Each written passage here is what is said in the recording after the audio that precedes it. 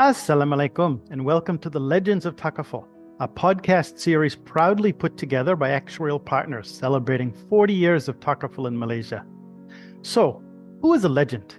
It's easy to look back and see who is a legend, as hindsight is 2020. But what about the current leaders in Takaful? Who will be the legends of tomorrow? In this series, we'll sit down and have a conversation with pioneers and founders of Takaful in Malaysia. People who truly shaped the industry, going beyond the numbers and finding out what really inspired them, their challenges and struggles, as well as their insights. We truly hope that this will both help drive Takaful forward for the next 40 years, as well as assist countries in just starting out with Takaful. In the first 10 years of Takaful, there was only one operator, Shariah Takaful Malaysia, or STM. Anyone entering the STM office during those days knew things were done differently. The first time I went to a meeting with the CEO there, Dato' Fazli, I even remember having to take my shoes off at the entrance of the floor. They had a monopoly at that time, and they focused on establishing a presence, rather than having the cheapest rates and fierce competition. Back then, the loss ratios for motor business were noticeably better than conventional insurance, which was surprising due to the small size of STM, and the need to be large and strong enough to control the workshops. STM used Bank Islam branches as the main distribution source. The second entrant was Takaful National, or TN, the Takaful operations of the national insurer MNI. TN is now Etika and focused on agency force distribution during those days. Those days we had heavy debates on whether it was acceptable to have agents selling Takaful, promoting actually, as how the model would work, as until that point we used a Mudaraba model, with the operator paying most expenses out of surplus sharing, which occurs at the end of the year. Several years later, Maybank obtained a Takaful license, and TN eventually combined with Maybank Takaful to give rise to Etika, which had a full lineup of agency and bancassurance distribution channels for Takaful, as well as conventional insurance. During the same time, the first re-Takaful operator in Malaysia started, Ariel. So whereas the first operator relied on bank branches, and the second operator relied on its existing agency force infrastructure, Takaful Ikhlas, starting 10 years after TN, had to start from scratch. This led the CEO, Dato' Said Mohib, to drive a number of innovative solutions, including bringing the Wakala model over from the Middle East. This represents roughly the halfway point so far of the Takaful journey in Malaysia.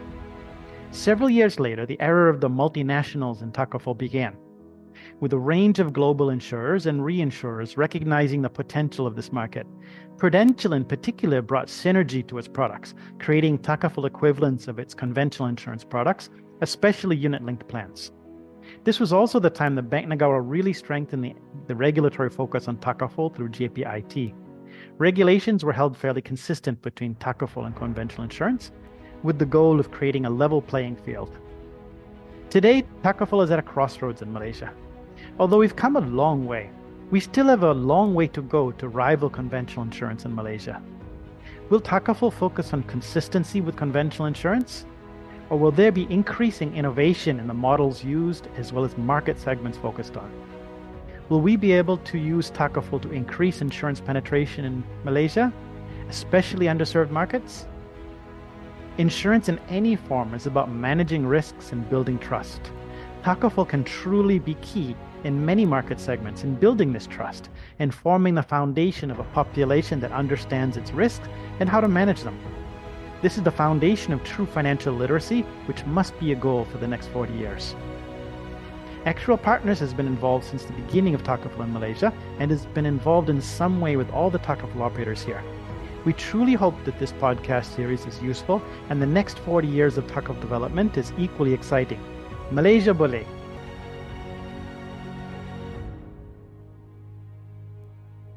Bismillahirrahmanirrahim. Assalamualaikum and welcome to the 6th episode of the series Legends of Takaful. This series aims to celebrate the individuals who have contributed to the development of Takaful in Malaysia. 2024 marks the 40th anniversary of the establishment of the first Takaful operator in Malaysia. Today we welcome Ezamshah Ismail. He was the CEO of Hong Leong Tokyo Marine Takaful, which was established in 2006. HLTMT, unlike the earlier licensed Takaful operators was given a family Takaful license, not a composite family and general Takaful license. A small trivia before we start. Izam and I worked together at Mercer for 6 years from 1986. Izam, welcome and thank you for making time to join me in this podcast. Waalaikumsalam warahmatullahi wabarakatuh, Cik Zainal. Thank you for inviting me to this podcast. Just a slight correction, actually, Holland Takaful was given a composite license. Was it? Okay. Yes, it was given a composite license. We'll discuss about that. Okay. So I'm very pleased to be able to contribute to the development of Takaful in Malaysia and being considered as one of the legends of this industry. Thank you very much, Dana. Okay. Maybe we can start, Izam, by by you basically giving us, the audience, basically a brief background in terms of your journey to Takaful. Yeah. I mean, lots of US here basically would wonder, how did Izam actually got involved in Takaful? Okay. Well, of course, my journey is, where it started can be long, but I will start basically in my admission to Institute of Technology, MARA, or what's formerly known as ITM during those days in 1974. Not by design, but I end up enrolling in the Diploma in Actuarial Science course. And I was only one out of the 4 students in the inaugural Diploma in Actuarial Science in ITM. So let's say it's not by design, but I enrolled, and after 4 years I graduated and got myself in position of actuarial assistant in one of the leading life insurance companies in Malaysia. And from that, of course, my vision was always to further my studies in this field of actuarial science. So I went to the US, enrolled in an actuarial science degree course, and subsequently in the Masters in Actuarial Science. Also end up passing, and the first brought me to pass the Associate of Society of Actuaries in US, in which then I got a job in Mercer, New York. And then later on, was sent back to Mercer, Malaysia, and that's why we end up in the Mercer organization in Kuala Lumpur. Together, yes. Together. Yes, those were the days. Those were the days. Okay. Of course, and that is where I think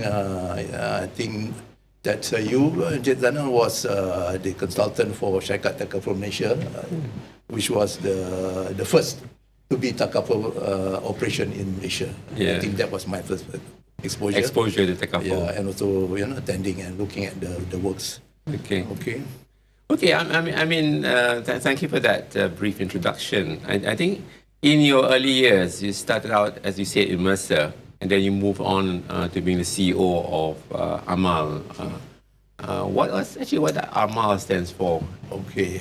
Amal was an acronym for American Malaysian Life Assurance.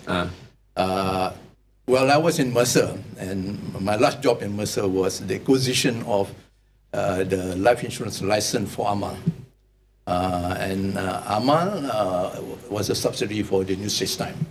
Why it was called Amal? Because in the stable of New Straits Times, there was a general insurance company called American Nation Assurance. Okay. And that was the general company. So we were somewhat named Amal, which incidentally rhymed well with American Nation Assurance, which was the general company. Okay.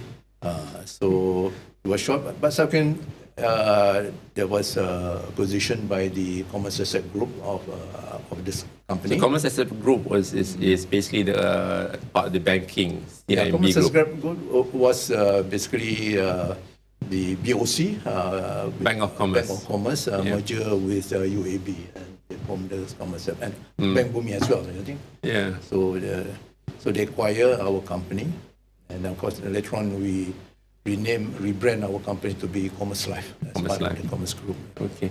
So those were your early years in the insurance industry. Before that, you were in consulting with Mercer. And then due to the assistance you provide, New Straits Times Group at that point of time, was looking at acquiring an insurance company.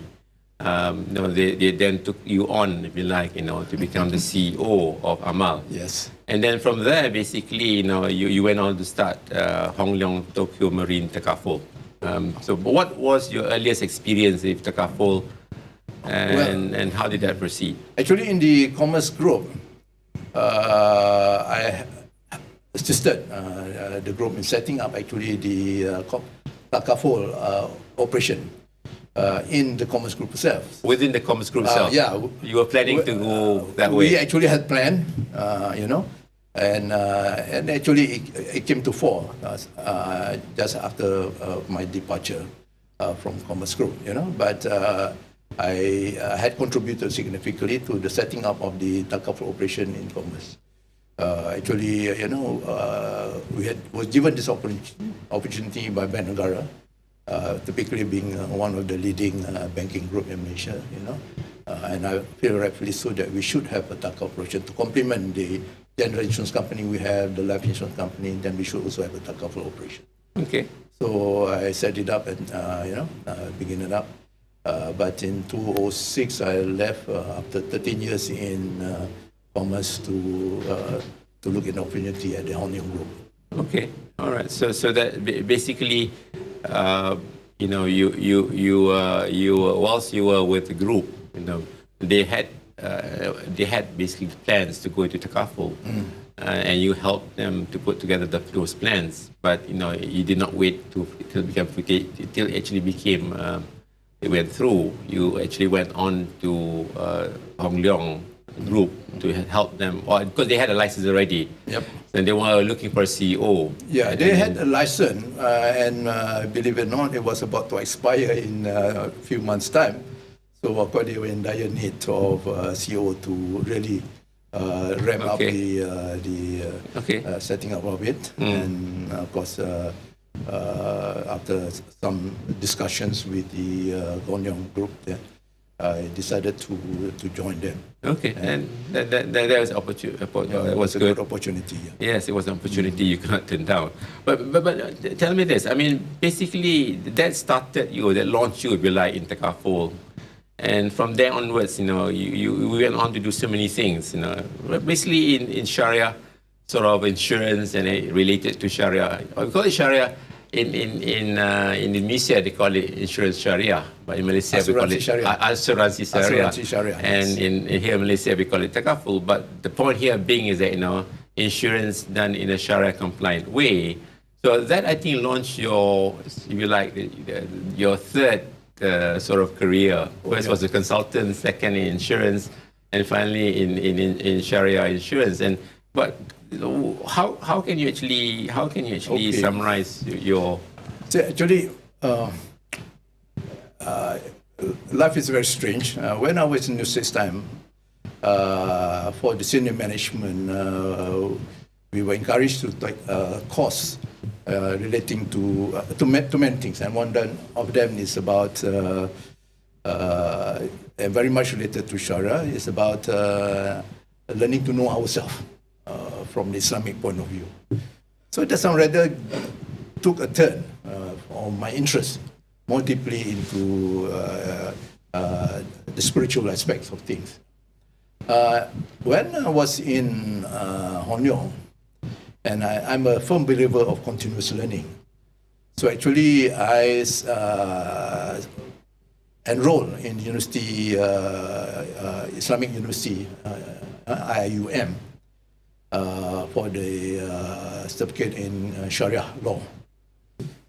So nobody knew I was the CEO then, but I was just enrolled. And subsequently, also later on, I enrolled in the Masters in Law. So learning Sharia law, learning and other facets of Islamic finance at the UiTM, of course, spurred me to wanting to really develop this new industry, Takaful. So, and in Hong Leong, I tried to do new things, which are different, which of course related to Takaful and the products. And funny thing, the Japanese partner that we have in Hong Leong Tokyo Marine, which was Tokyo Marine, is people that I knew earlier when I was in the process of setting up Commerce Takaful. Yeah. So life is no coincidence. Yeah. So some rather, if we are meant to meet, we will meet. Yeah. So basically, you basically met, you had involvement, even like in your next employer, whilst you were with Commerce, as you were with Amal. So tell us about setting up HLTMT, because it's a brand new setup. We had CEOs basically on this podcast, which were also in that position whereby they were involved in the first setup of a Takaful company. It's not easy to set up a company. Yes. And I think what also was important was the fact that, who your partner was. I mean, you had Hong Leong Bank, which is basically a Chinese majority kind of owned bank, Malaysian Chinese, you might have to say, not Chinese China, okay?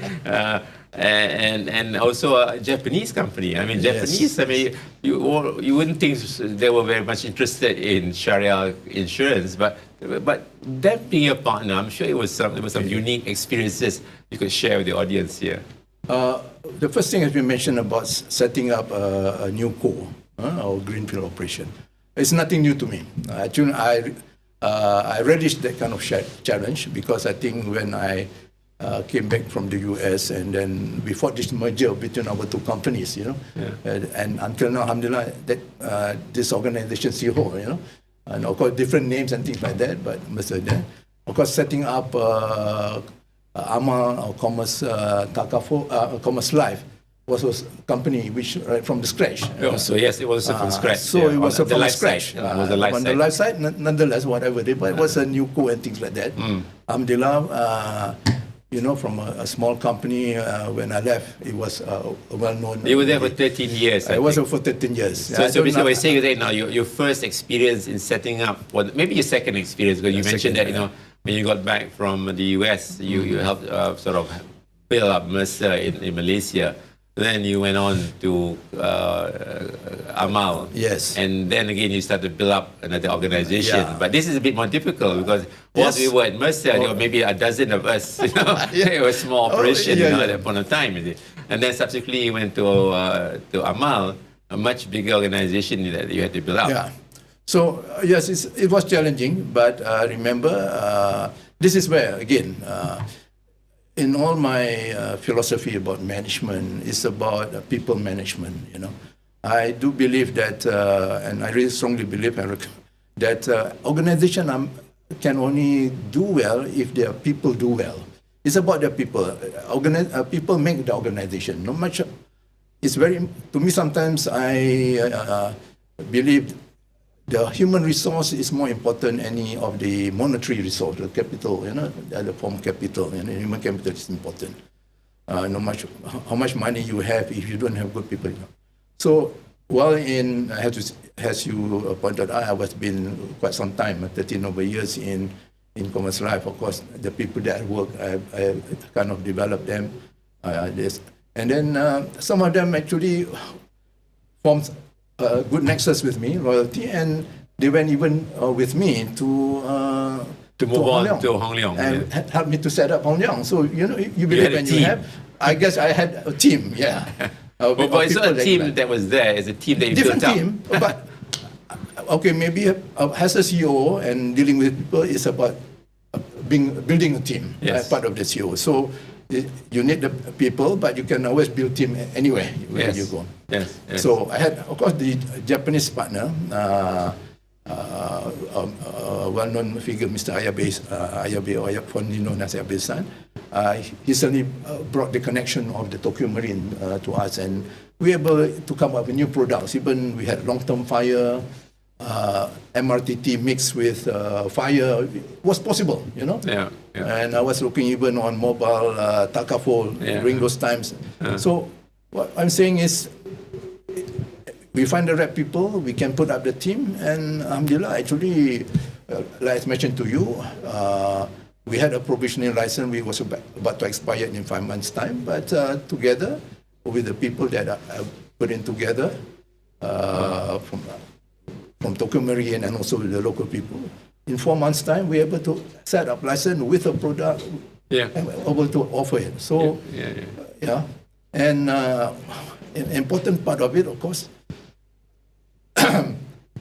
I do believe in knowledge sharing, and every Monday of the week, when we come to office, I'll do the Takaful and Shariah knowledge sharing with my own staff. Okay, so that was an important part. That's important because effectively, you know, I mean, this is something that over through the podcast, when we talked about Takaful, you know, the speakers would emphasize that it's important not to lose sight about the Shariah aspect of the business.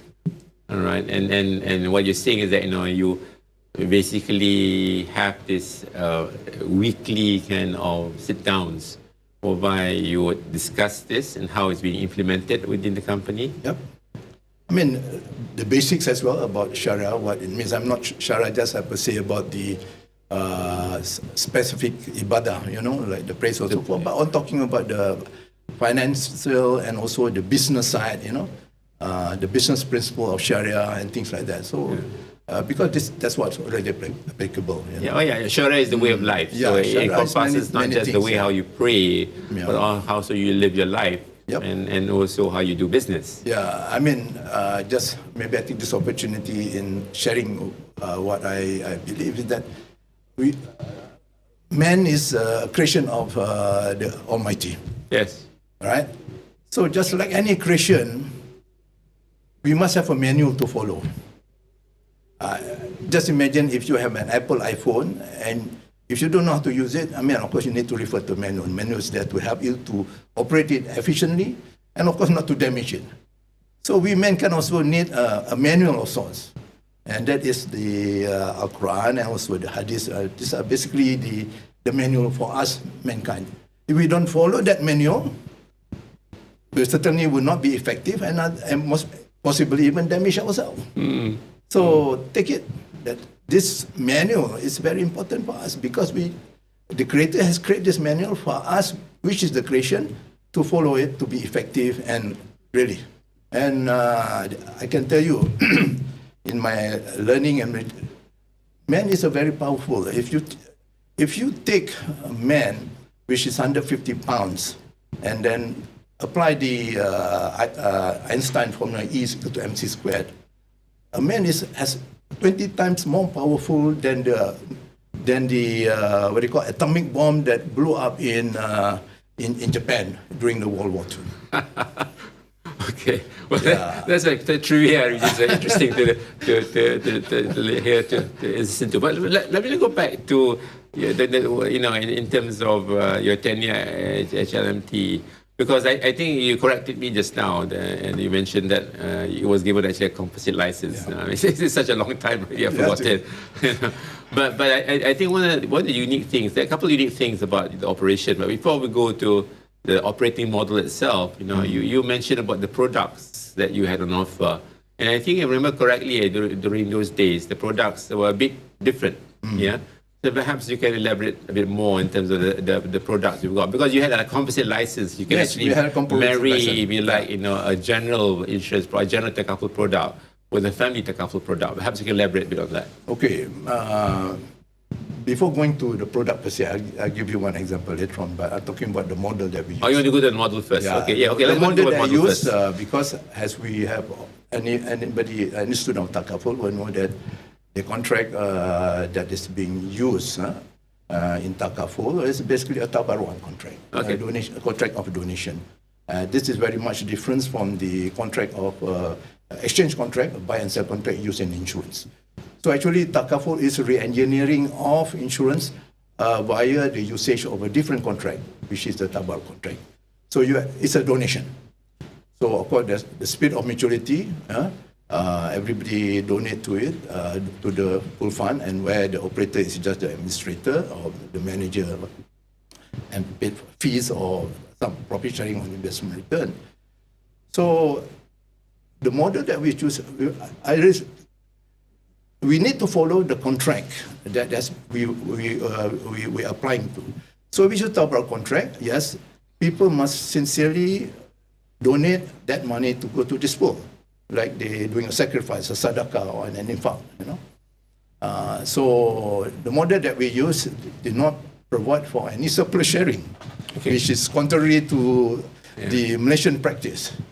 Yeah, again, you know, our audience, you know, it is quite global actually.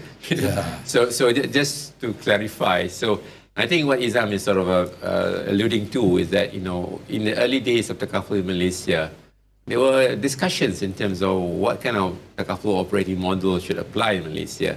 And then in the first podcast that we had, you know, we had Dr. Fazli, who sort of alluded to, you know, looking at, you know, how Takaful was implemented in Sudan, in the Middle East at that point of time. You know, this was the early 80s, you know.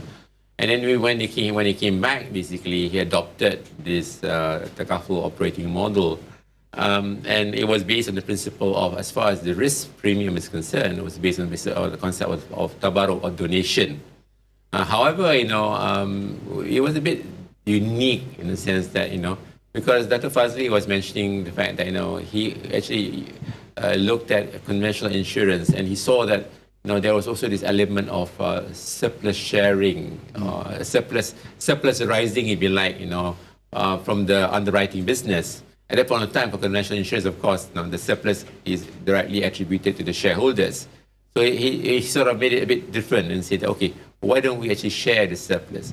So ultimately, you know, from the first Takaful company onwards, you know, we had this element of tabarruk, you know, which is basically your risk premium. And then if there's any surplus arising, you know, there is a surplus distribution. And Bank Negara allowed some of the surplus to actually be shared with the operator. So when you went on to helm Hong Leong Tokyo Marine, Takaful, you sort of said, wait a minute, you know, is it not tabarruk? Is it not donation? So maybe you can take from there. So that, just to clarify, for those people who are not familiar with Malaysia. Different opinion, but again, I think the education that I had on Shariah applications and I didn't want to put to waste. I like the contract that we use really to be pure, because there is hadith which the Prophet stated that innama amalu binniyat, that everything begins with the intention. So we really want the participants to really have this intention that they're really making a donation, not paying a premium, which is as opposed to the insurance. So when they make a donation, outrightly, it's like a gift. And that's another hadith which says that a person who basically asking back from his gift is like a dog licking his own vomit, which is very despicable. Yeah, so I do believe that we should not encourage sharing of surplus for the back because that's a donation contract. But if you really want to give something back to consumers, you can always talk about contribution holiday subsequently. You know, when the fund, the risk fund is already strengthened very well.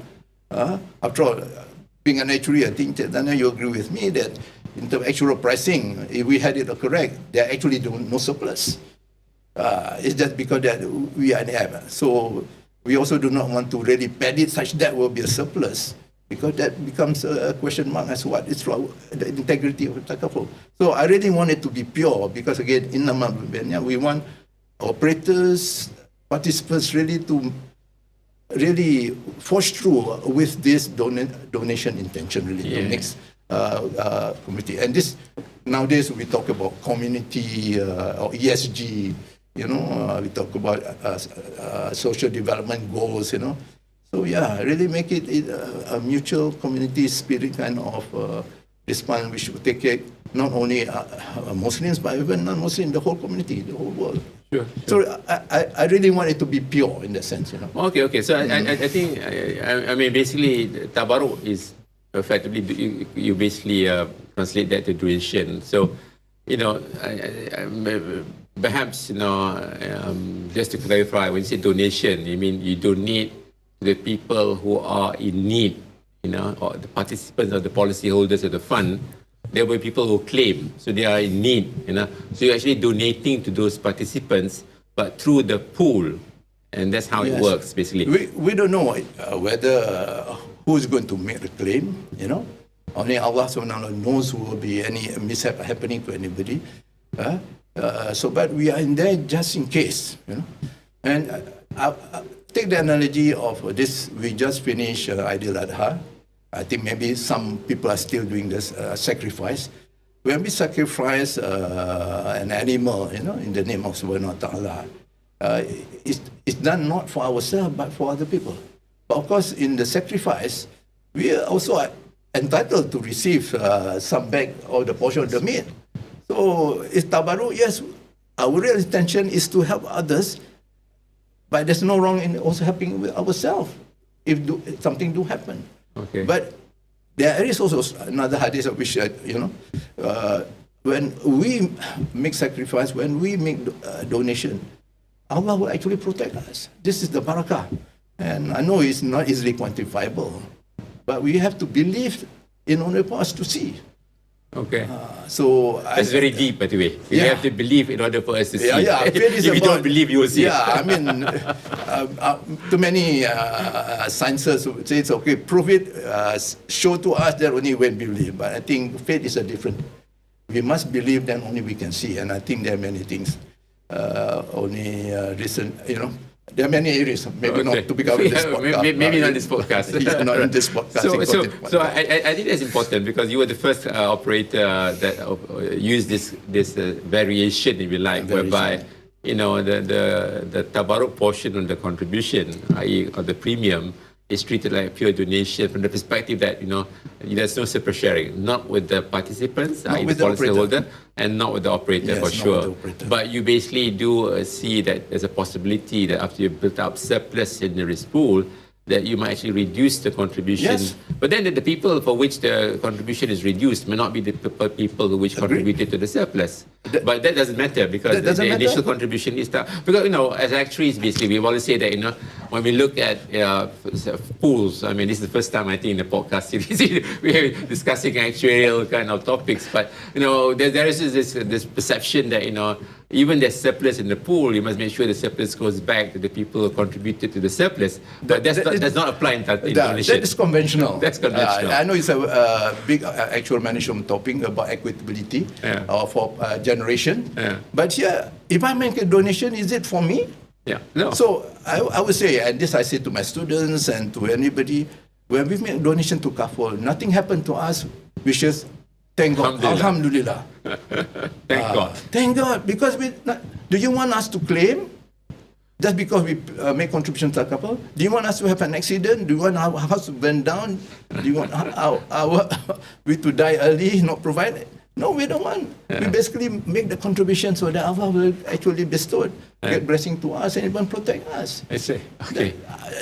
That's why the whole intention, and that's why I want to keep that pure. Yeah. Because we have to return to that subject a bit later, you know, because I think now we have to go back to the topics because, you know, there's perhaps a bit of issue with regards to surplus sharing. But never mind. Before we go there, the products. I want to relate to the product. Actually, this was product, and this is where we work.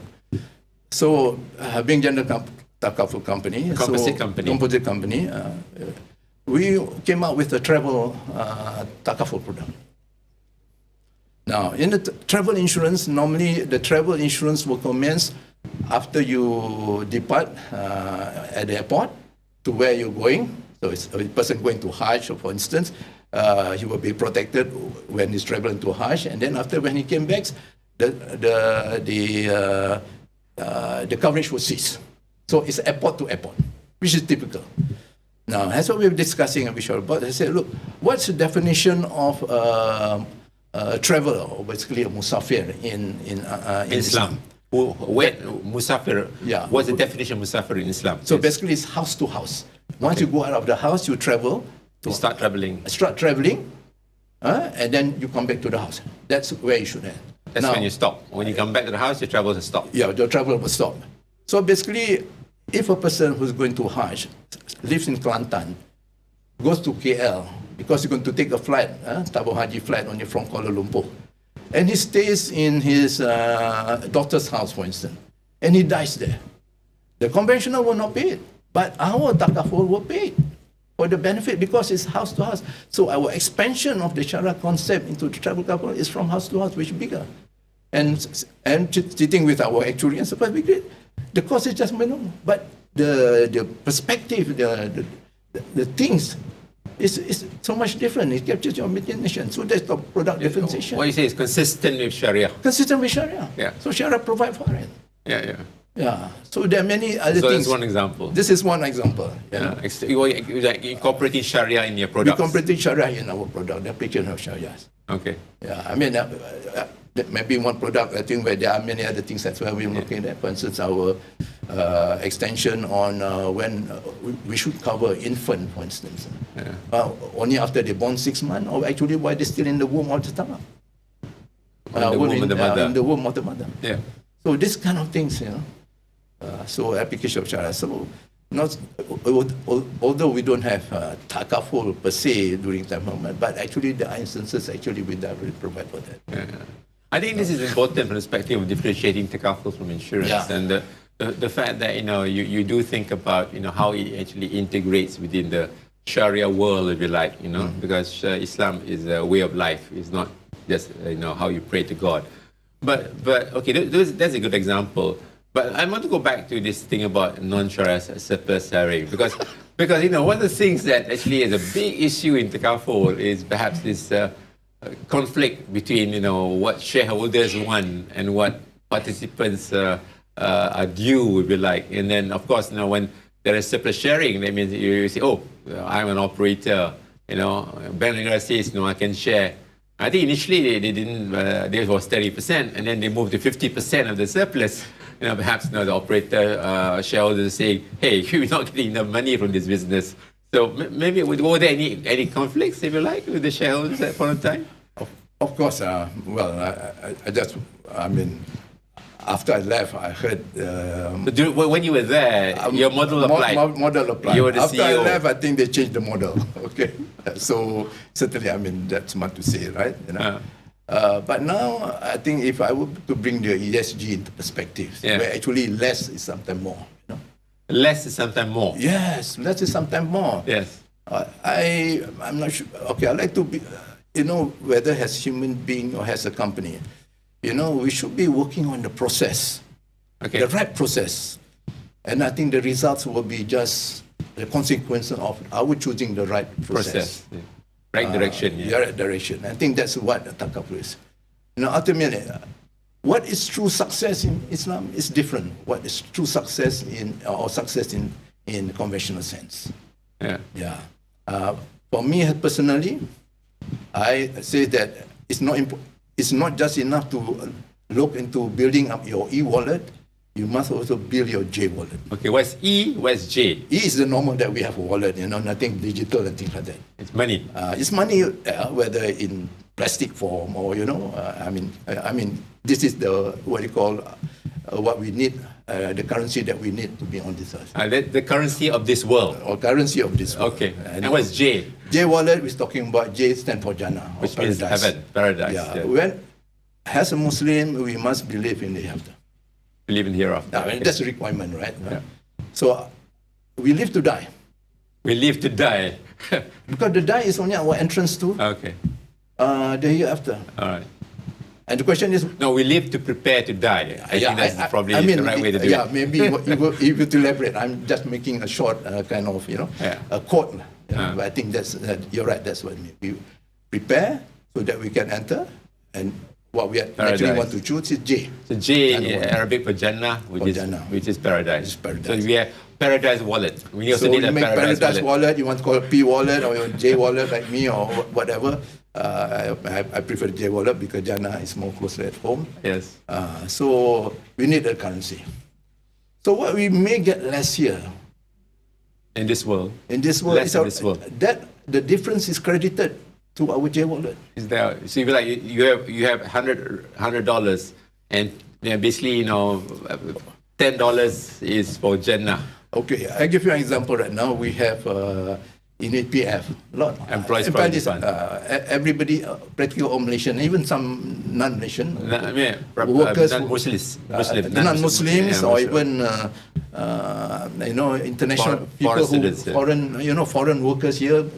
Some of them I know colleagues of mine who used to be contributing to EPF. So basically, it's a huge provident fund. And recently, they came out a few years back. They came out with EPFI, which is employee provident, where the investments are invested in Islamic funds. Islamic funds, yeah. Yeah. Before that, there was none. Everything was then conventional.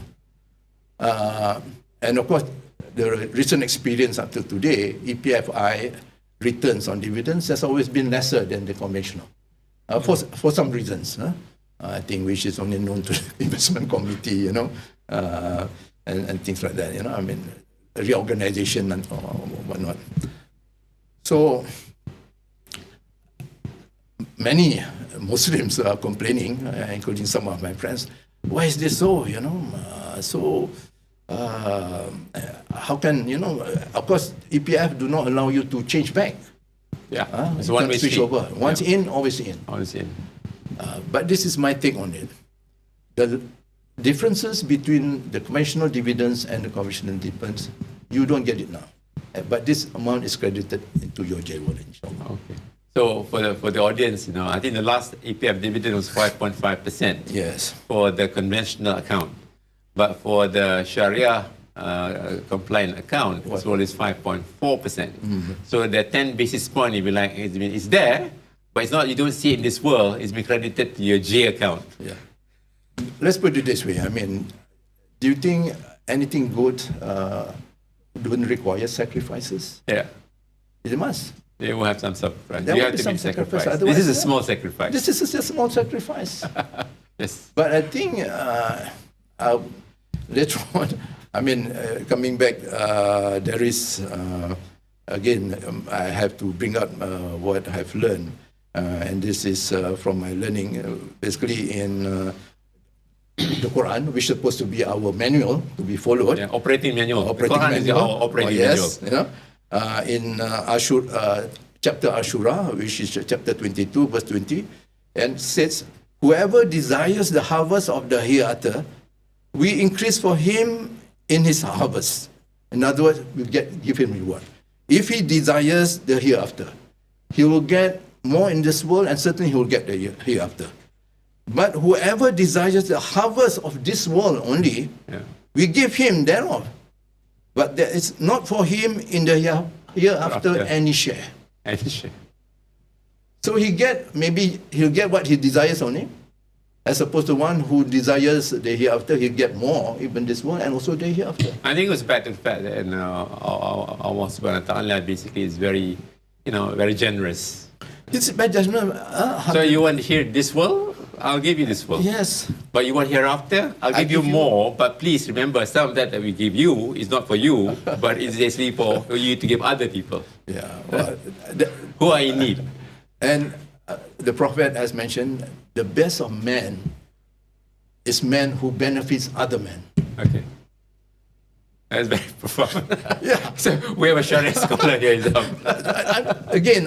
It's just not for being philosophical for just philosophical sake. Because some people say when I run when I was CEO of the companies that I used to be, I was very philosophical. But I'm just applying what is in the manual. What is in the manual. And alhamdulillah, yes, my life has been happy. The companies I'm had set up during this time are still also around. Sure. And we talk about sustainability. Isn't that what we want? Well, let's move on, because I think you were actually in HLTMT only for 2 years. And after that, you had another calling. Yeah. And you moved on. Yes, where did you go after HLTMT? I went, I was in the process, so I was teaching temporary at INCEIF, and then later on... Maybe for the audience, what is INCEIF? INCEIF is the International Center of Education Islamic Finance. When was it set up? Do you remember? It was set up in 2006, or 2005, 2006 around that time, under Bank Negara. Yeah. Okay, why INCEIF is important? And what's the purpose of INCEIF? Yeah. Okay. Malaysia has this concept of MIFC. Malaysia as Islamic Financial Center. Islamic Financial Center, to be a hub of Globally. Islamic finance globally. But then credit to her, the Previous bank. governor, Previous governor, says, Nancy. realized that it's difficult for you to match markets like in London or in Singapore on just money assets, monetary assets. Why not compete for intellectual capital assets?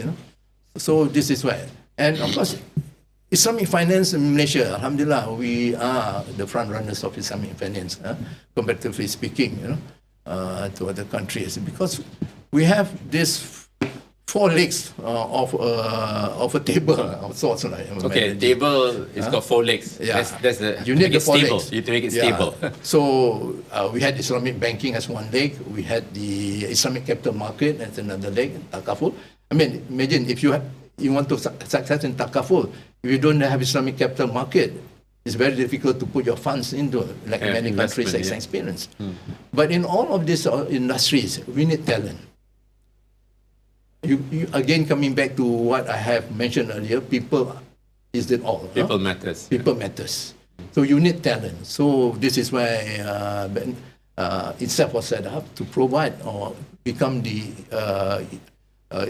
catalyst for talent development for the Islamic finance industry. But nowadays we have many universities already introducing Islamic finance in their courses and things like that. So this is why INCEIF was formed. Alhamdulillah, my previous boss, Dr. Syed Osman Al-Habishi, gave me the opportunity to be one of the faculty members in the field of Takaful. What year was that? I joined permanent in year 2009.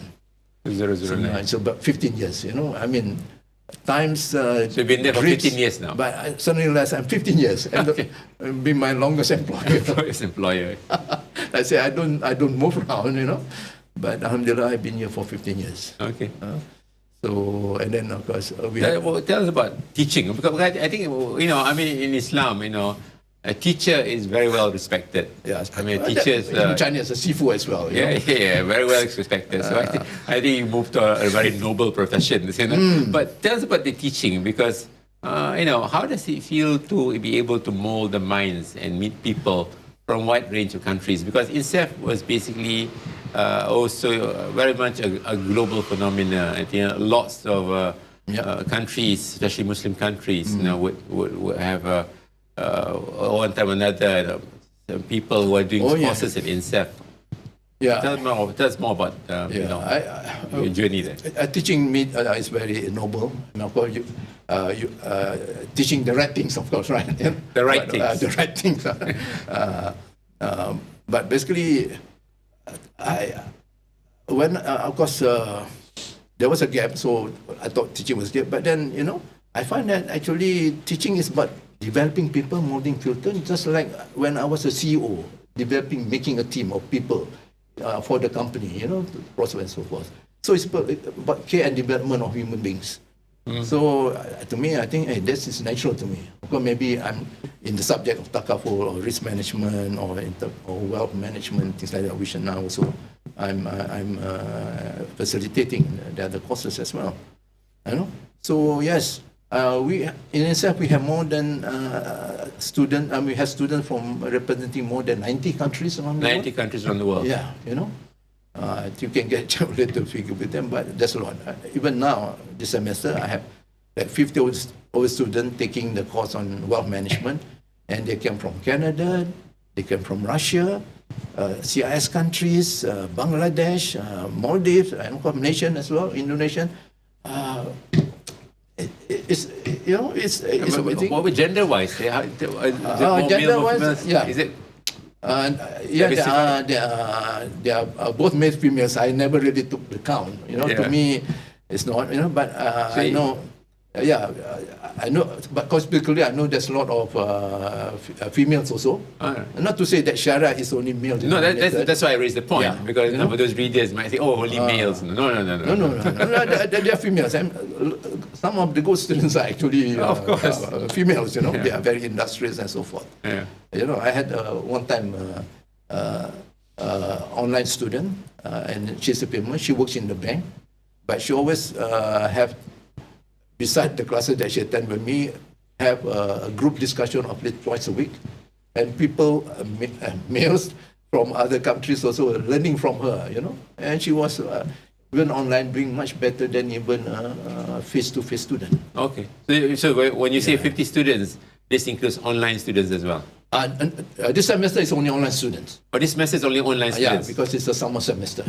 Okay. Yeah, so, but other semester, yes, we have both online, face-to-face, Okay. and different subjects and things like that. So another part of now teaching is not just lecturing, is facilitating. Yes. Alhamdulillah, the industry knowledge that I had acquired, or still acquiring right now, can be shared with the students, Well, you talk about it's a wealth management course. Perhaps you can. I have a wealth management course. Yeah, but I mean, this is important because wealth management, is a big topic.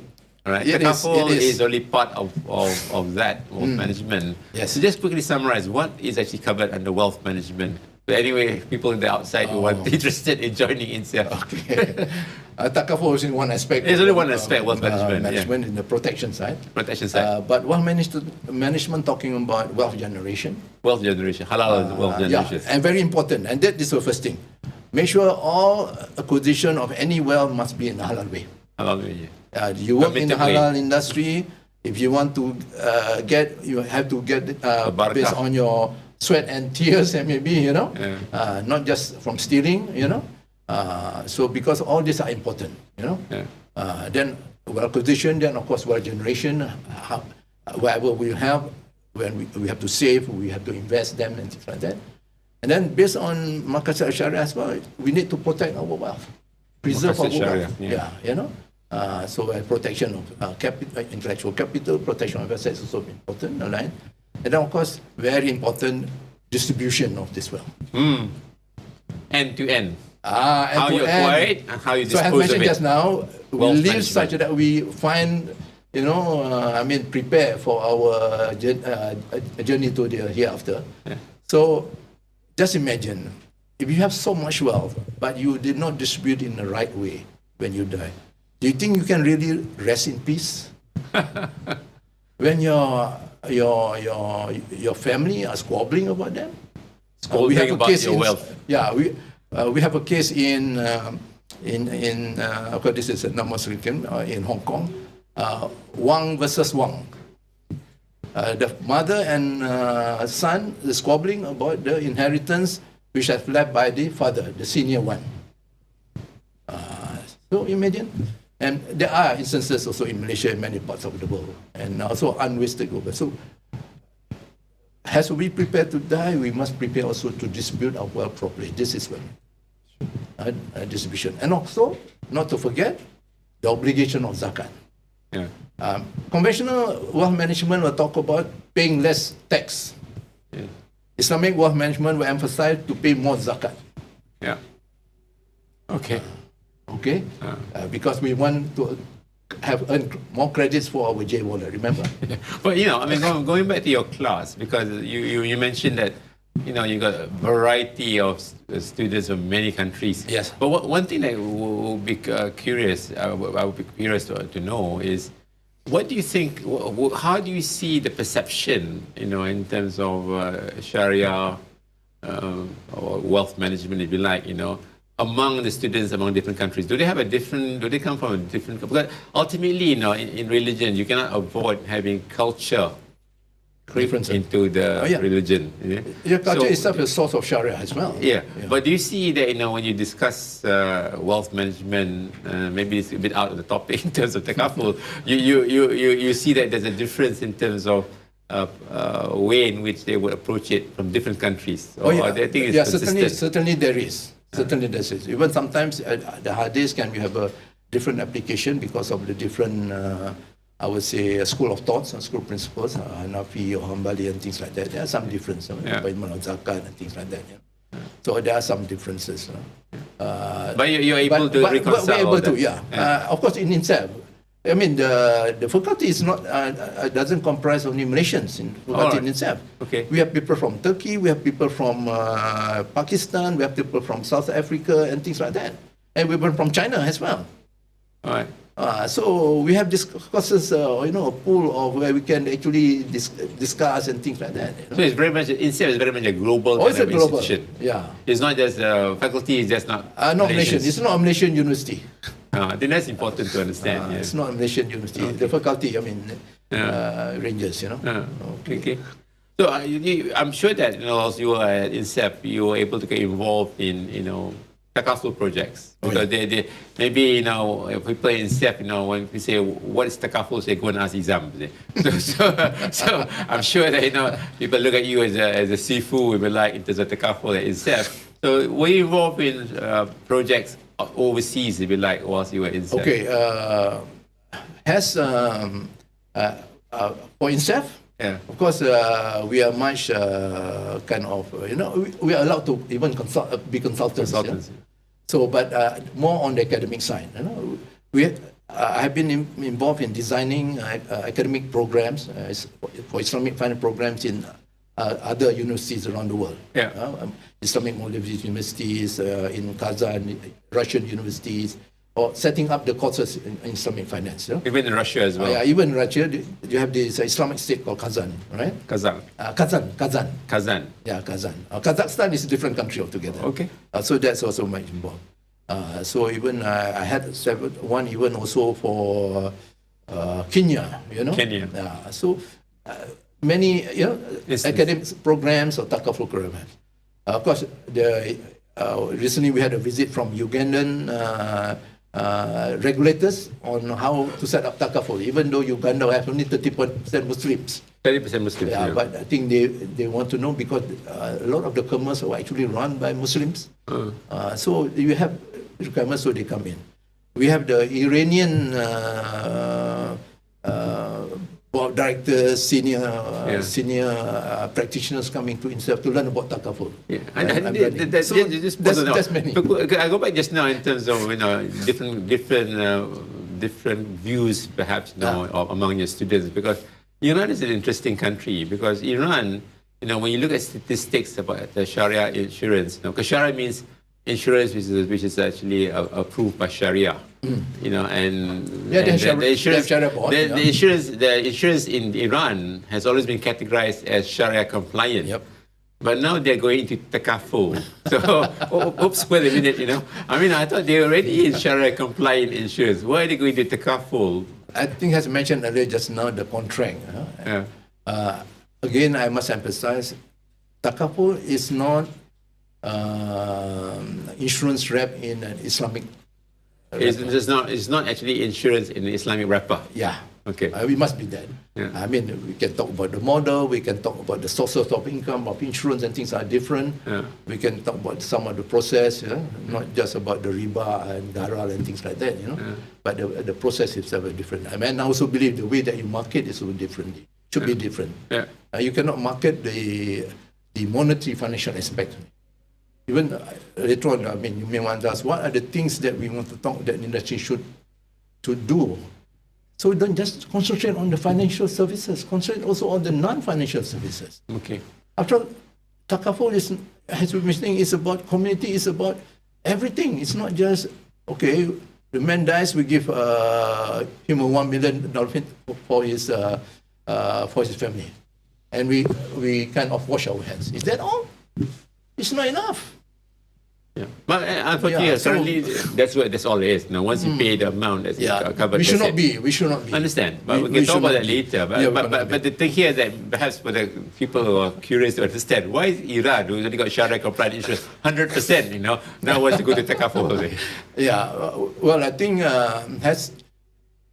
as knowledge spreads, thinking also differently. I have some applicants who, and they are just feel also they're the same.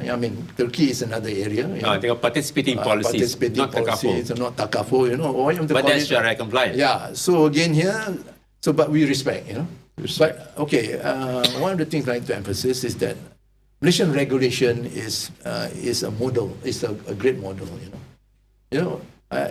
and I always tell this to my students, you're learning nation regulation, nation way of thinking.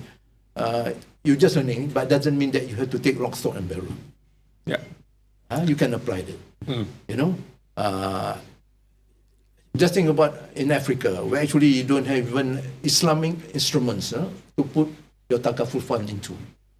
And the law requires that you put even in government short-term bonds, which is non-Shariah compliant. And then after that, when you receive the dividends, you have to give it to charity. I put a question mark onto that. Why do you have to give to charity? In Malaysia, of course, we have to do that because we have other alternatives. We have no choice, but we have choices here. But in Africa, we don't have choices. We must invest that. Now, so how we adapt what the learning is that, well, isn't the Tabarruk fund a charity as well? Can we not give back to the investment to the Tabarruk fund? Because it's charity, it's not for us. It's for the community. Yeah, I mean, there's... Yeah, I mean, these are different and things like that. But you see, part of my work is sometimes, you know, we even have faculty, we propagate, we provoke such that we can make new thinking and things like that. Okay. You know, I think the point you're making is that, you know, the issue, the Shariah compliance is a very complex subject. Yeah, it is. You know, because I always got this difference between Shariah based and Shariah compliant. And Shariah based, you know, is based on the Quran, based on Sunnah, very strict, as it were. But Shariah compliant is basically what the Shariah scholars accept in terms of Shariah compliant, based on Maqasid Shariah. Yeah. You know, all the, was it 5 tenets? Yeah, Maqasid Shariah. And that's why, you know, perhaps in Iran, you know, they have this Maqasid Shariah that they adopt and say that, okay, now for this, at this point of time, you know, insurance is Shariah compliant, you know. Yeah. But later on, you know, you have to move on. You have to move on again as well, in Malaysia as well. Earlier in Islamic Bank, we start with Istisna, but now it's not allowed. Istisna contract. Now we are going to Tabarruk and so forth. Earlier also in the Takaful space, we had Mudarabah contract, which is not on profit sharing or investment, but sharing on surplus. That also now not allowed. So things have changed, you know. So evolve. I think, So INCEIF basically is a very good hub, if you like, in terms of this exchange of ideas. You know, what is Shariah compliant in this modern world? So that in certain countries, there have to be some exceptions. Yeah, exception. These are part of the journey, as it were. We also have contract like Salam, which is forward contract, you know, and which is already accepted anywhere, you know. Okay. So that's interesting. So I mean, that's good. It's evolving. This is why I come straight to part being as an individual or as an organization, you have to continuously learn and develop things like that. Even I think in the Takaful space going forward as well, we may be able to think about a newer model than what which currently is. Yeah. You know, I mean, discretionary mutual model and things like that. You know, okay. So that we can. Well, that will be another topic. Be another topic. Okay. Yeah. 40 years already. You know, we have to move on. I mean, you know, at this point of time, basically, there's a big movement in Islamic finance as well to say that, you know, where do we move from here? When we reach a plateau and this S curve, you know, to move on to the next stage of growth. How do you move forward on that one? Otherwise, it will go into decline. Yeah, so I think we need to actually think about that very seriously. So certainly. Yeah, but let's move on because you know we discussed a bit in terms of your involvement overseas. I mean, there's one particular involvement perhaps I just want to focus on, and that is your involvement in setting up Takaful in the Maldives.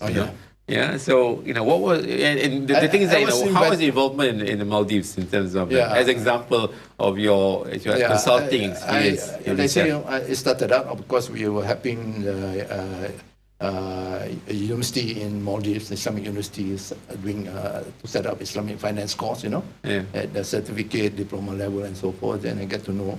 And then now she turned out to be correct. She was, this professor, colleague of mine at INCEIF, used to be actually the Minister of Islamic Affairs in Maldives. You know? Okay. Yeah, so again, paths will cross. Paths will cross. And, you know, so I was invited to be a Shariah committee member of up-and-coming Takaful operator, which is Ayadi Takaful. It's a window operation of the largest insurance company, allied insurance company of Maldives. So we set it up. So I was the share committee member. So helps basically looking at product certification. Of course, the work was intense. What were the issues that you faced? Investment-wise, in Maldives, the Islamic capital market is not that well developed. There's not much sukuk to be honest. And there's only 2 Islamic banks, and then you can only somewhat invest only in the Islamic deposits. Doesn't give much, The stock market may have like less than 10 companies listed on it, so so the investment was one of the issues. Yeah. And then of course, so the table is a bit wobbly. Yeah, the table was a bit wobbly, and I see, and what is there, and of course, knowledge. Even though Maldives, the official religion is Islam. All the citizens must be Muslim. Must be Muslim. Yeah, by law. By law. Okay. All right. So otherwise you would not be a Maldivian citizen. Okay. But then the knowledge on Shariah and even finance is still developing. So what has the Shariah committee? Whenever I travel there for our meetings and so forth, I asked to be involved in a lot of Takaful awareness campaign, things like that. Yeah. Radio talks or community talks and things like that. So one of the challenges, I don't speak Devihi, which is Devihi. The That's the local language. Yeah, the local language. I don't speak that. So it was difficult trying to get across. So I had to use an interpreter of sorts. Oh, really? Okay. So that was basically a challenge to some extent. What year was that, by the way, when IID was set up? 10 years ago? 5 years ago? 10 years ago. Yeah. But it's part of Allied Insurance, which is the biggest insurance company. Yes. It's still growing, Is the family Takaful company, yeah? No, those both are general but general and family as well. Yeah. But by the way, this word family Takaful, is it accepted in Maldives? Because it's something that Malaysia has dreamed up, Yep. I think it's accepted. I put it this way, when I teach, I use this family Takaful and general Takaful. And it catches on because my students are, from all over the world. All over the world. Yeah. So I don't. When I travel in other parts of the world, I don't have an issue on that. Yeah. There's a stigma of life insurance. So take away with the word life. Just take away the life, because I think the whole concept is really we cannot really protect against death, or the non-life, right?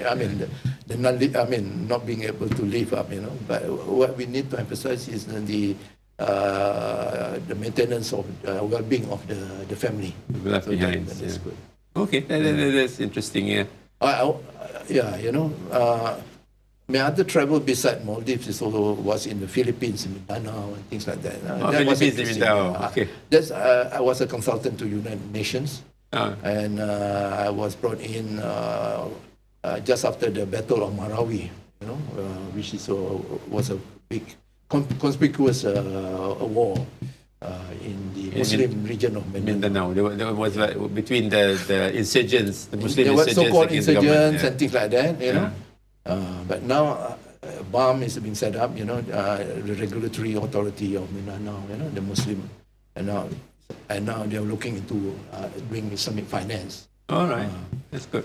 More autonomy for Mindanao. More autonomy and things like that, so that the Mindanao region, Muslim region, can govern themselves, I think it goes back to what you say that Islam is the way of life. So you need to also have got the drivers, if you like, for businesses, and you need the stable technology that you've got. Yeah. And the message that we hope to send in the Philippines points is like, Islam is not equating to terrorism. Yeah, of course. So that's what everybody thinks in the world, but so that is another part. Okay, that's good. So I think that's useful. But now, why do we contrast your work at IID as an example? Because you're also instrumental with the initial setup of RGA Labuan. RGA is a big reinsurance company. They've set up an operation in Labuan. And there as well, you are on the Shariah Council. And then subsequently at Pro BSN, where you currently are, that's Prudential BSN, Takaful, where you are now on the board. So this is 3 different kind of exposures that you've got, perhaps you can, and they're involved working with multinational as far as ProBSN and RGA is concerned. I think RGA is Canadian, and then ProBSN, of course, Prudential of the UK. I mean, RGA is American, it's not Canadian. It's American. It's American, okay. I'm in St. Louis. Okay, St. Louis. St. Louis. St. Louis. But, go back to this issue about, I raised a bit just now in terms of, that as for multinational investors, they're looking at, yeah, take good, Takaful, Shariah compliant, thank you very much, but we are looking at the bottom line because, from the perspective of multinationals, they're looking at their main stakeholder is their investors, and their investors would be looking at the bottom line, return on capital, if you like, and the issue is there something of a conflict, you think? Not with the recent happenings. No, I suggest. One tried to get whole book of the Spiritual Audit of Corporate America. It's a book, is it? Yeah, it's a book. A Spiritual Audit of Corporate America. Yeah. Is it a recent book or is it? Been around for many years. Who is the author? I'll go to that. I forgot what's the name of. We'll put it under the link. When we have this podcast, we can link that. Yeah. But basically, the way that people view it seems something similar with ESG. ESG. Yeah, because again, Shariah. ESG, SDG are actually Shariah compliant. They are aligned with Maqasid or Shariah. So, but of course, when we, the way that has been presented, of course, is more palatable to the Westerners and things like that. By talking about equality, talking about the community and things, and environment and so forth. So basically, corporate have, there's a simple thing. A company should not only just look after shareholders, but stakeholders. It's stakeholders. Yeah. So that is the dichotomy. Shareholders versus stakeholders. So some, of course, yes, say it, matter of lip service. But truly, in the US, they really are now looking at it as the, utopia. Aim is to please everybody. To please all the stakeholders. Yeah, even for instance, US, nowadays you don't have Forbes 500 listed companies, but you have 100 just capital company, JUST, talking about justice. Oh, okay. 100 just capital. Yeah, these are top 10 companies. This is pretty much Forbes. Yeah, new way of ranking companies. It's the way how you're being ranked is based on the eyes of the stakeholders. Okay. The consumers. Not just investors alone, not just bottom line. Ultimately, all companies, all stakeholders are consumers in this world. This world basically have got limited resources. We are all consumers of the resources of this world. So when you say just, we have to ensure that, when we are actually consuming from this world, we are also having to pay dividends, if you like, to those other than your shareholders. Yes. But they are also owners of the resources of the world.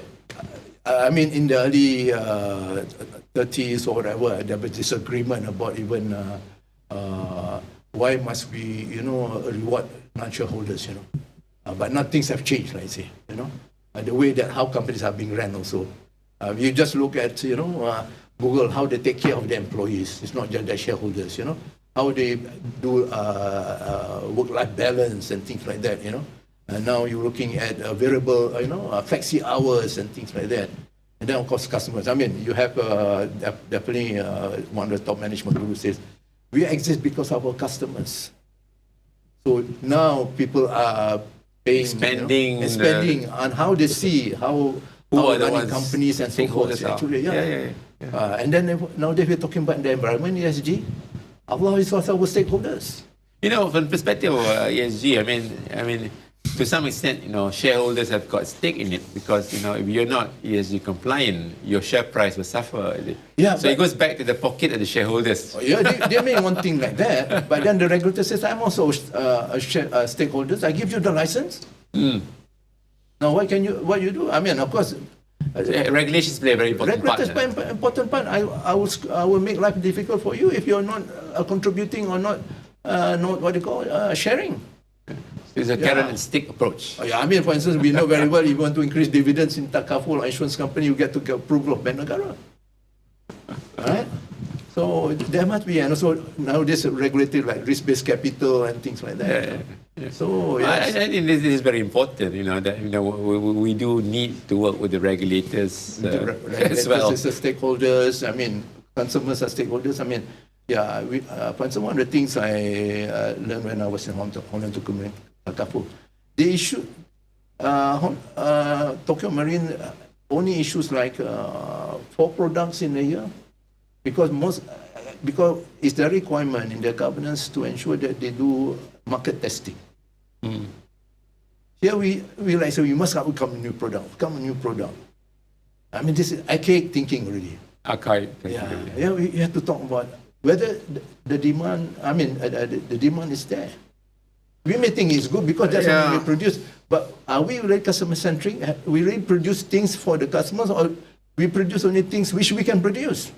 Yeah, I think that's very important because there are arguments to say that insurance companies only sell products which they want to sell, which is profitable for them, not thinking about what the market requires. But what market requires some form of intervention by the regulators, though, because the market doesn't know what it wants. But this is time that we have responsible, citizens, corporate citizens.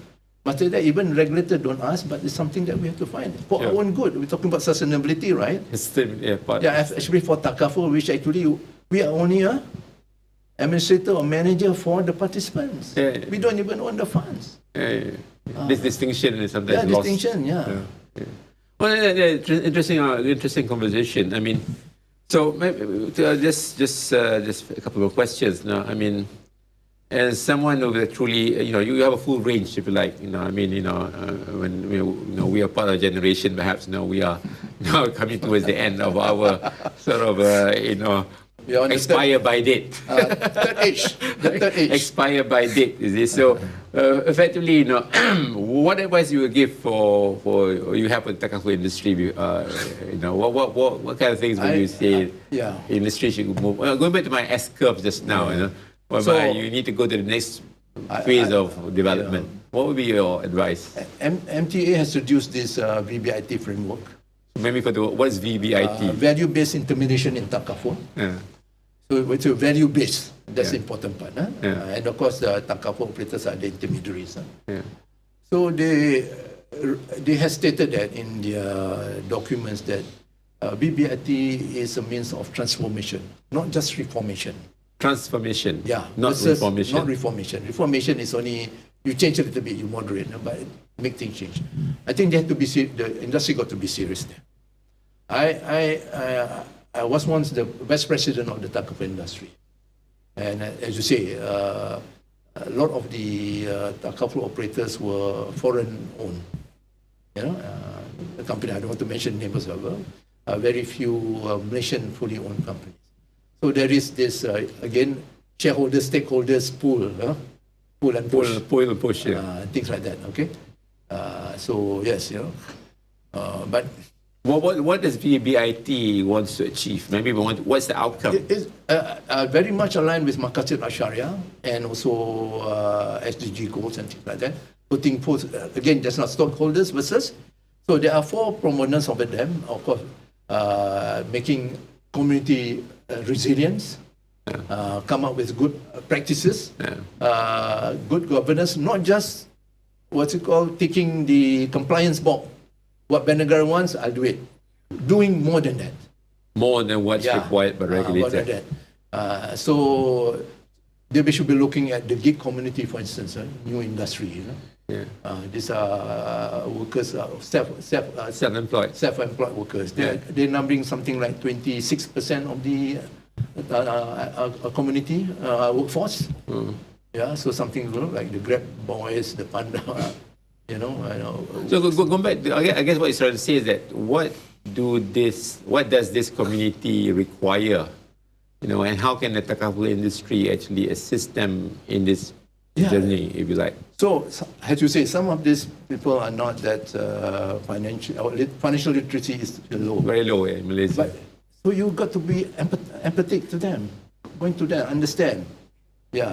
And then I think, of course, you have to come up programs which are low in terms of operational expense, using means of different distribution channel, and of course later on you get to up their financial literacy, a little bit more on educating and things like that. So holistic now. We have to go on holistic basis, not just basically give me the premium, I pay your claims, that's it. That's why I mentioned just now, the way forward is not just to look into financial payment. Your products are just financial product. You have to do other than that, more holistic on things like that.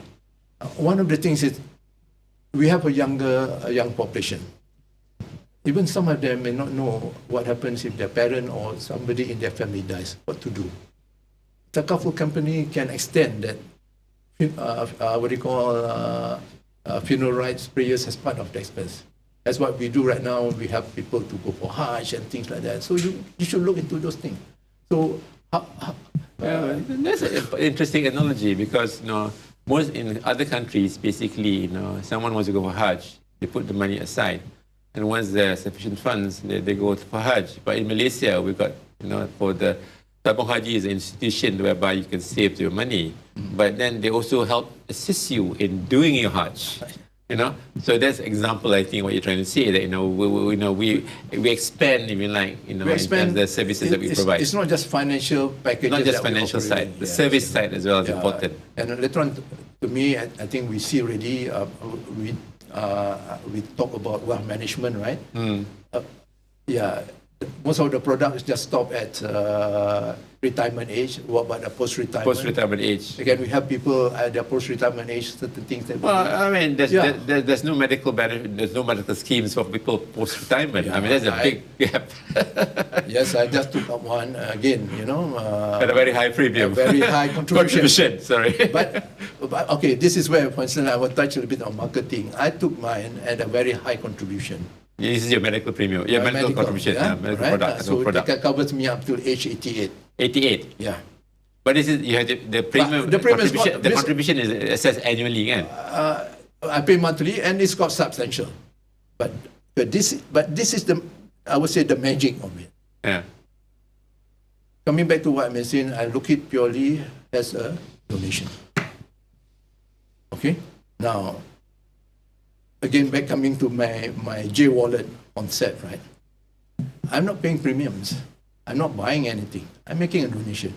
If I don't need it, it's there. But if I don't, I say Alhamdulillah. Now, what I'm saying, your good deeds will end at your demise, except for three things: continuing charity, Alhamdulillah, the teaching, good knowledge that has been shared around. Yeah, that's also contribution. Yeah. So Alhamdulillah, I'm in the teaching fraternity, and of course, hopefully my son or my children will pray for me. But this contribution, the zakat or the tabarru that I pay, that I hope will basically be blessed and also added into my wallet as well. I'm not paying premiums. Yeah. So to me, it's just like, paying zakat or paying, sadaqah and things like that. Yeah. But I think it's important thing to understand is that the contribution or the donation that you make is actually determined. It's not flat community rated, but but doesn't matter. Doesn't matter. The more you contribute, the better it is. To me, yeah, that's why I in my teaching on wealth management, we Muslims learn how to accumulate more wealth to pay more zakat. Yeah. Unlike conventional wealth, we accumulate more wealth and also pay less tax. Less tax. Yeah. All right. So that's good. All right. So I think we just wrap up and just one more sort of a general question. What's your advice for people just getting involved with Takaful? Because I'm sure a lot of listeners here perhaps are thinking about their, what would be their journey forward, in terms of their working career, So people who are thinking about Takaful, what should they actually be thinking about? In terms of they're helping to develop Takaful markets such as Malaysia and maybe other new markets. Yeah, for the market, of course, like I say, Takaful is not an insurance product in Islamic wrapper. So how you want to approach the process and things have to be different, the market. When STM started out, of course, it was primarily targeted on the Muslim market, right? So they have success in that area. So many companies, when they do market segmentation, they do like conventional, mass affluent, lower class, and things like that. But never talk about those people, what their beliefs are. So if people have very strong belief, then yes, they may have some demands, but they're easy to convince. And they are not price sensitive. If there's a very strong belief, people, so you must... Goes back to your EPF example. You must segmentize it differently, not just by income, which are done by conventional companies. Yeah. So don't think you're actually paying more when you go into Takaful. Is that some of your contribution is for your J wallet?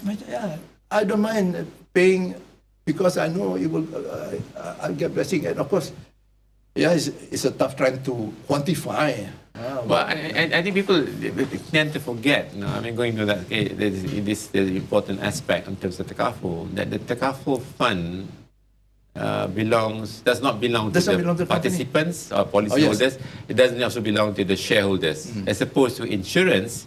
In insurance, you've got this segregation in Malaysia anyway between shareholders fund and insurance fund.